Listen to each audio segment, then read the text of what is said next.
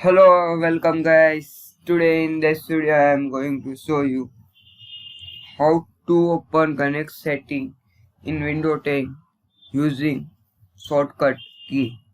It's guys very easy and simple method. One or two step we can know how to open connect setting in Windows 10 with keyboard shortcut.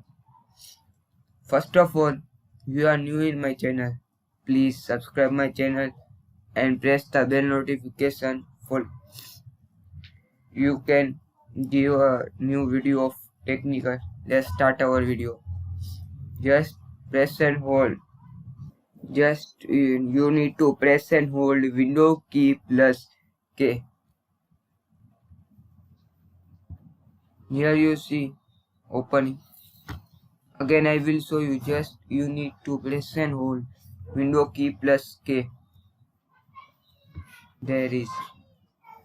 Thanks for watching. Please like, share, comment and subscribe my channel for latest update. Please comment this video useful or not.